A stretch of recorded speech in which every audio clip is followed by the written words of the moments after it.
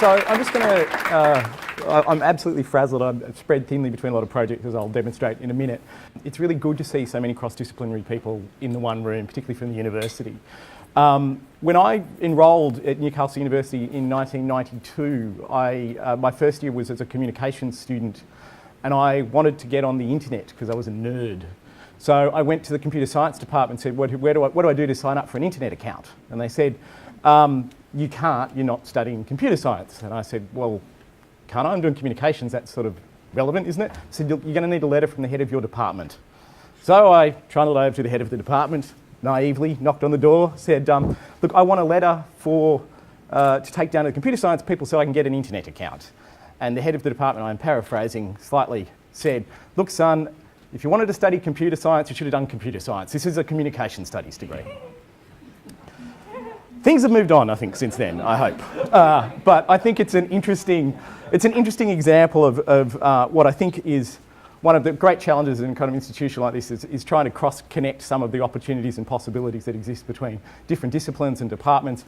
I'm going to talk today a bit about sort of the history of the various projects that I have done, and I guess they'll intersect at various points with different parts of the history of things that you've been involved in. But I also want to make a case, I guess, for Newcastle University as a creative institution. I think it has a really proud creative history. I don't think it sells itself on that anywhere near as much as it should.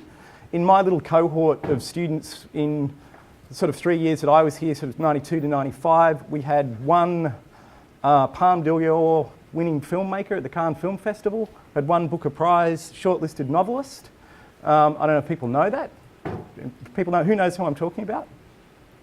One person? You were there at the time? I know. Yeah, I mean, it's kind of like, I think we lose track of the history of some of the people that have come through this university and where they've gone on and some of the things they've gone on to achieve. I think that historically Newcastle University underrates its creative faculties. It hasn't always made, as in the example of the internet account, it hasn't always made the connections between silos it could and should. It needs to own its creative history and be a bigger part of the city's creative story, which I'm going to come to at the end. And I think Newcastle University has more opportunity to grow creative industries than any other university in Australia right now. I really think that's the case. So back in my day, bit of history, I was a student, I had dreadlocks, I protested a lot, I occupied the Vice-Chancellor's office. I wasn't a great student, I got kicked out. But I learnt most of what I ended up using later in my career I actually learnt at this university, just not in class. I was the activities officer for the Students' Association, put on events and festivals and got a lot of students very drunk, organising a lot of very stupid events that taught me a lot about organising events. I eventually got an internet account by becoming the editor of the student newspaper and getting them going over to the computer science faculty in that capacity and saying I would like to put the student newspaper on the internet, which we did in 1995, and I think it was one of the first regular online publications in the country for the 3 or so months we bothered to do it. In the early days, I co-founded the very short-lived Newcastle Fringe Festival, which lasted sort of 2 or 3 years, and also co-founded an organisation after I left uni called Octopod, which is still going and some of you may know or will be involved with. I've sort of had a career, a portfolio career. That's a good choice of term. I have struggled to maintain any vague consistency in career path, but I have worked on various events and things over the years that have sort of added up to a narrative that kind of makes sense only in hindsight. I was very lucky in 1998. My first real job was in Sydney working on a festival called Loud, which was an initiative of it was a national media festival of youth culture and the arts. It was an initiative of the federal government and the Australia Council, and they needed an internet project manager. And because I had organised festivals and events and arts projects and also put publications on the internet, whilst I wasn't qualified for anything at all, it was the only job in Australia that I was the only person in the country who actually was qualified for that job. That involved working across TV, radio, print and online. We developed an award-winning website back in 1998 when award-winning websites were few and far between. And I sort of began a bit of a career as a professional token youth. It was a youth festival, and I was the only one of the core sort of team that was actually in the age demographic. So they wheeled me out for all sorts of media and events and being on TV and all sorts of other strange things. One of the things that Loud gave me the opportunity to do was travel all across the country. So I met people, because the festival was virtual, all of our stuff was published online or on radio, on print or whatever. I was travelling across the country meeting pockets of people in Brisbane, in Melbourne, in Perth, in Sydney, and I'm realising that these people had many things in common but had never met each other. And my excuse to bring all of those people together was the National Young Writers Festival, which I started back in Newcastle in 1998. It initially brought together literally a couple of hundred people that I had met through those various channels and had or wanted to meet through various channels. And I think it's still going to this day. Some of you may have had experience with the National Young Writers Festival. It's played, I think, a very formative role in the careers of lots of young Australian writers, and it's part of, I think it's been a big part of developing a cultural sort of consistency and community. The National Young Writers Festival in turn evolved into a festival called This Is Not Art, which I managed from 1999 to 2002, which brought in other elements, not just writing, sound, digital media. It was really, I mean, in the time that I was there, I kind of always thought of it as Australia's largest festival of DIY media-based creativity, basically. So it included events like Sound Summit, National Young Writers Festival, Electro Fringe, a digital media festival, and most years it was approximately sort of 200 events, 300 or 400 participants coming from all across the country here to Newcastle for the October long weekend. Again, This Is Not Art is still going and still taking place in Newcastle. Then I got paid. So I moved to Melbourne and took on a job as the director of the Next Wave Festival. The Next Wave Festival in Melbourne is a festival, it's one of the 4 major arts festivals of Victoria. It's Australia's largest curated festival for young and emerging artists, and up until this point everything I had done had been largely media-based.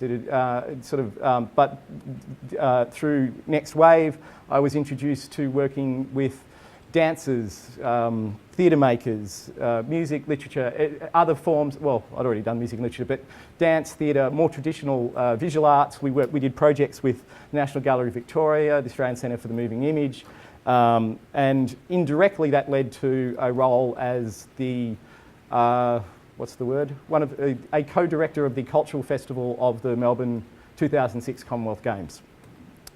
I also, while I was in Melbourne, started a thing called Free Play, which is, or helped start a thing called Free Play. It's Australia's largest and the longest running independent computer games festival. It was originally created as part of the program of the Next Wave Festival, but it used a very similar template to the one that we'd used for This Is Not Art here in Newcastle, which is bringing together lots of people who make and do interesting things in a field to kind of bounce off each other and help grow a community. Today it runs Australia's only independent computer game awards, and it has evolved into an ongoing independent annual event that takes place in Melbourne every year. It's just finished up for this year. I left Next Wave, moved on to someone from the ABC, took me out for a drink and said, we're thinking about getting you to make an arts show. And I said, I don't think I'm the right person to make an art show because what I'm not interested in is not quite art. And they went, great, we'll make that. So I don't know how, someone's life, just these things happen. So I was the writer and presenter of 2 3-part half-hour series on ABC One called Not Quite Art. Won some awards, rated moderately well for a 10 o'clock arts show. Got a chance to make a couple of series of that. And as I'll come back to in a minute, after a long break when I've been preoccupied with Renew and other things, I'm back to making another TV series at the moment. I also worked basically taking again that same template that we'd used for Tina and the National Young Writers Festival and Free Play and applied it to an event with a much bigger budget, which was Creative Sydney, and that evolved into Vivid Ideas as part of the Vivid Sydney Festival. I was for the inaugural year, I was a co-programming director of that event and basically helped set up the model for what has now become, I think, the kind of creative industry's backbone of the Vivid Ideas, the Vivid Sydney program, which is lots of lights and lots of bling, but I think the content is in the Ideas program. In other lives, I do writing. I've been an essayist for Meanjin, Griffith Review. I had a weekly column in The Age in Melbourne for about 3 years. I got to be a writer in residence in Beijing. I felt slightly fraudulent being a writer in residence, but I got to be a writer in residence through AsiaLink at Peking University in 2011. And in between other gigs, I do freelance writing off and on. Despite having been kicked out of university, I do get involved in various academic and policy things. I worked as I think the term was research assistant at the ARC Centre of Excellence for Creative Industries and Innovation at QUT. Which really meant that those of you know Stuart Cunningham and John Hartley basically invented some projects for me to collaborate with them on. I was a board member of the Creative Industries Innovation Centre when that was established at UTS. And in the life of the previous government, had a fair bit to do with the national cultural policy, beginning with the 2020 summit. I was on the national cultural policy reference groups through, I lost track how many arts ministers. It took an awful long time to come up with a policy that didn't quite get delivered. And I'm currently on the Victorian Creative Industries reference group and working with Monash University as an honorary fellow of the Faculty of Art Design and Architecture there. So that's kind of my weird potted history. Today I do a couple of things. One of the things I'm working on, which is of interest to some of you maybe, is a TV show. So I've been working on that for the last little while. It's 3 half-hour episodes that are all going to go to air on the ABC in whatever next August. And we are literally in the process of locking that off at the moment. But you see there's some common threads, I think, that run between that and some of... Oh, no, don't make me watch it again. So partially that's one of the things I'm working on at the moment. The other thing I'm working on that is obviously of relevance to this community is Renew Newcastle, which my colleagues Christopher and Siobhan over there also work on. Christopher does all the work, I just get up and do the talking. People I expect are probably broadly familiar with Renew Newcastle, but I think some of the ideas that are in that television series about the rise and resurgence of makers are also some of the same factors that have actually driven the Renew Newcastle program. I don't know if anyone knows these statistics, but I love using them because they blow my mind. Everyone knows we had a mining boom. Does everyone know we had a jewellery making boom? We had a nearly 700% increase in the number of people making jewellery in Australia in 6 years in the mid-2000s. Drawing, crafts, I mean, a lot of this stuff is the same themes that are in the television series, but also I think it's something that we're noticing very much in terms of the proposals and interests that come into Renew Newcastle, is this incredible sort of globalisation of sort of small-scale crafts, design, arts, etc. Just quick visual history of Renew. Those of you who were around may remember the mall back in the glory days. That guy was there. In 2009, we set up a not-for-profit company basically to borrow empty buildings in the city and to lend them to creative and community initiatives. We began working shop by shop, block by block, place by place, to gradually reopen and bring people back into what the theory being by encouraging people to take initiative, to come in, creative people to open spaces, projects, do things. We would bring some life and interest back to the city, which I think desperately needed it at the time. A very eclectic mix of projects. I won't go through all of these, it's not really relevant to the themes of today, but you can see, this is a roughly chronological presentation, you can see a gradual transformation taking place in the city year on year as these projects began to roll out, clean up and fix up and reopen empty spaces in the city. Some of you would be familiar with the Emporium in the old David Jones building. I won't go through all of these, but this is the same mall that I was showing you before. There has been quite a dramatic and catalytic transformation in the city over the last 5 or 6 years, and I think Renew Newcastle has been one of the most significant factors in driving that. Just to give you a sense of where we've worked, all of those red dots were empty properties in Newcastle in 2008. All of the green dots are properties that have been cleaned up and this is about a year and a half old, but cleaned up and reopened by Renew Newcastle and that are no longer empty anymore. The orange dots were at the time current projects, and there's a couple of yellow ones that were vacant again, but not anymore. So I think it's made a big difference. All up, we've done more than 180 projects, and I think to give you a sense of the creative community in this city, we've done 180 projects out of probably, I don't know, 1,000 plus proposals we must be up to now. There is no lack of people in this town with imagination, ideas, enthusiasm, creativity, who are willing to back their ideas and get out there and do them. I think it's fair to say about a third or so of those were pretty awful proposals. Yep, maybe slightly more.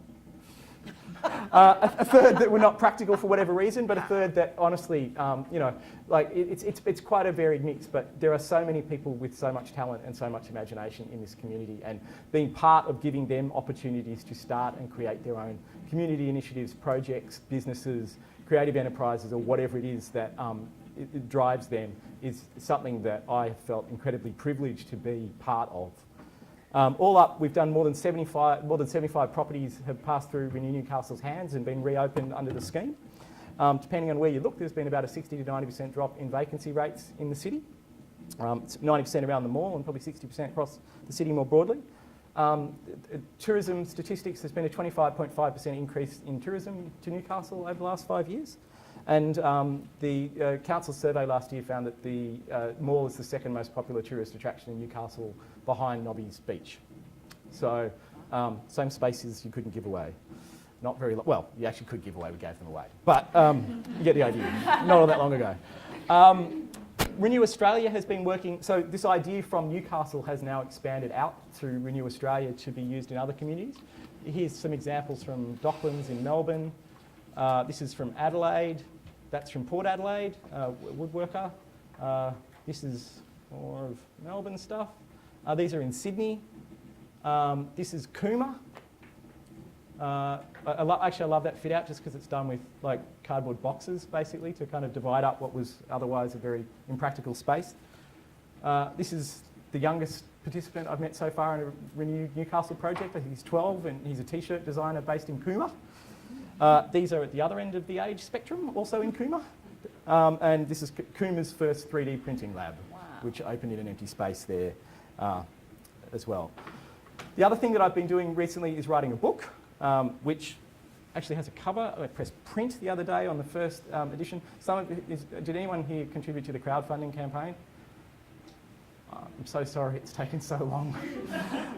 It's about a year late, but nonetheless, it's finally getting to a point where I have a book and it will be out and distributed to you by August, I hope. But again, it's an interesting example. There was more than 900 people contributed to the crowdfunding campaign to support that book, and I think it's an example of some of the same creative communities and tools and techniques that are transforming how creativity operates in the world. I was thinking in terms of the kind of cross-disciplinary nature of the group gathered here today. My career has involved, I could read all these out, has involved collaborating with artists, designers, musicians, architects, urban planners, writers, politicians, policymakers, publishers, producers, academics, actors, directors, presenters, activists, filmmakers, animators, programmers, coders, journalists, dancers, festival directors, dramaturgs. I didn't even know what a dramaturg was when I first met my first dramaturg. Publicans, makers, knitters, fashion designers, woodworkers, entrepreneurs, audio engineers, retailers, sound recordists, camera people, sign writers, marketers, graffiti artists, skateboard designers, online publishers, advertisers, upcyclers, photographers, crafters, typographers, editors, game designers, modders, curators, gallerists, and you get the idea. The creative industries are an incredibly multifaceted field, or at the very least, my career path through them is very divergent and takes all sorts of interesting turns. In my experience, the creative industries are interconnected. And I think that's one of the most important points to kind of set up in the thinking of today. It's how you get the cross-pollinations and the collaborations and the connections between the different people who make up different parts of collaborative projects. They are inherently collaborative and team-based. They involve operating across different silos and different disciplines. And I think that, again, is really important. It's very hard just to be a, insert blank here, just to be a photographer, just to be a writer, just to be a, the idea of the artist as the lone person in the garret who kind of works by themselves, that has never been the case for me. I've never seen any evidence of that. Every creative project I've ever seen involves some sort of collaboration with different people from different disciplines in order to make things happen. And as a result, they are very relationship and very team-based. So building relationships, building teams, planting seeds, building connections, I think are really, really important. And I realise now how much of the work that I'm able to do now is the legacy of the relationships and the connections and the teams that I was building 10, 15, 20 years ago through projects like Tina and the Newcastle Fringe Festival and various other things, some of which were absolutely appalling, and thank God people have forgotten or forgiven me for them. The other point that I think is really important and crucial for Newcastle is that I think the creative industries are decentralising and rapidly expanding. It is easier than ever to do something from somewhere to anywhere. We are constantly finding with Renew Newcastle, we are putting people into shops that already had global export businesses before we gave them a shop. Like that's normal now. that's not weird. That's the status quo. And I think Newcastle, as does any community, that needs to rethink what the possibilities of here are in the context of having access to global niches for work and things you might do. I think the other thing that's happening is that there's, and I think partially through the work of Renew and partially just, I guess, timing and zeitgeist and other things, is that a new story of Newcastle is emerging. And it's a story about a creative city. It's a story about a place. Once upon a time, I used to travel and tell people I was from Newcastle, and people would go, steelworks town, you know, failed steelworks town usually. You know, they think dirty, ugly, smoggy, whatever. I travel now, and partially I guess it's the position that I'm in, but I'm also seeing it with other people. You say Newcastle, and people think of Newcastle as a place where creative people are doing interesting things. And it's personally been my mission in life to make that a narrative of Newcastle, not just both a reality on the ground, but also a story that is told and retold. And that was recognised by Lonely Planet when they named Newcastle one of the top 10 cities to visit in the world a few years ago. And then there's all sorts of these strange articles that appeal. There's things like the Design Files Newcastle feature, that's not so strange. This one really confused me. I found this was in an in-flight magazine, a list of the top 5 bohemian cities in the world. You know, the usual: Paris, New York, Mexico, Bangkok, Newcastle. It's real. I didn't make that up. It's Virgin in-flight magazine. This one's from the Air New Zealand in-flight magazine. Unappreciated little sister. Yeah, Sydney's unappreciated little sister has had a miraculous regenerating, adding life and urban creativity to its untraditional seaside charm. You know, so you know these stories are being told and retold. Meanwhile, at the grassroots, lots of people in Newcastle are out there making, doing, and creating stuff. Like, regardless of, like, to go back to people familiar with Etsy. I kind of feature it in the television series a bit and talk about it a bit. But who knows Etsy? Classic. It just happens everywhere. There's a demographic split that's really obvious. I don't know if anyone can guess. I say, who knows Etsy? And women put their hands up and men don't. But anyhow, well, one man over there. Well, I know, it's just, it does skew heavily. I'll give it that. Etsy's a global marketplace for handmade stuff, basically. And this is a screenshot that I've actually just been doing this little thing just for my own curiosity, just taking screenshots on the Etsy website. You can search locally, and I've been looking at Newcastle over the last 4 or 5 years on multiple occasions. This is the first time I looked, which is around the same time that we started Renew Newcastle. There were 700 locally produced items, fashion, design, whatever, being sold at the time. Did it again about 2 years ago. That number had tripled to 2,000 or so. And did it again the other week, and that number had tripled again to 6,400 or whatever it is, 6,414 items being sold from local makers and creators here in Newcastle. I want to bring this back to the discussion about the city and the university, because I think that's where these things meet. I think the university isn't yet a big part of this creative Newcastle story. It isn't the part it could be or should be, given its relative resources and influence within this community. It could and should be a bigger part of this tale. The city itself is a creative opportunity unparalleled in Australia. It's an opportunity for the university, it's an opportunity for the students, it's an opportunity that's the way I have always seen Newcastle. One of my favourite quotes from this, all the time I've been doing Renew, is I did a presentation in Sydney to a whole bunch of senior policy bureaucrat types, showed them all those before and after photos of, you know, Newcastle and Renew and all that sort of stuff.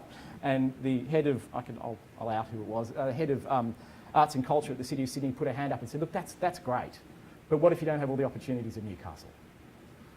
And I thought, no one ever put it like that before, did they? No one from Sydney ever went, you know, we're unlucky because we don't have all of the good things that Newcastle's got. And the good things were the 150 empty buildings in the 2 main streets that they wish they had. I think the university is a potential catalyst for taking this creative Newcastle dynamic and story to another level. And I think people think Newcastle's a creative city, and that's an asset and an opportunity for the University of Newcastle if the university wants to choose to use it as such. I think the city itself for the university is an opportunity for proximity and connection. It's a chance to bring some of the people that are isolated from each other on this campus closer together, and bring the students and the staff, break down some of the silos and bring the students and the staff into connection with each other, and also with the real world opportunities that are there in the city being created day by day. I think it's an opportunity for the university to bring another layer to this story. And I think there's a huge opportunity for the university in partnerships with organisations such as Renew Newcastle, but also entrepreneurs, small business, major projects. There's all sorts of things happening in the city that are opportunities for the university, for the students and for the staff that I don't think are being fully capitalised on. Most importantly, I think Newcastle University there is an opportunity at the moment for it to own that creative history, to remember who has been here, who has come through here, what this university has contributed to and this community has contributed to the creative life of Australia, and take ownership of that story, tell that story, be proud of that story, and make that part of this university story, which is something that I think the university on the whole has failed to do. So thank you. That's my introduction. Hopefully that'll get us started today. Questions or something, or I don't know what the format is.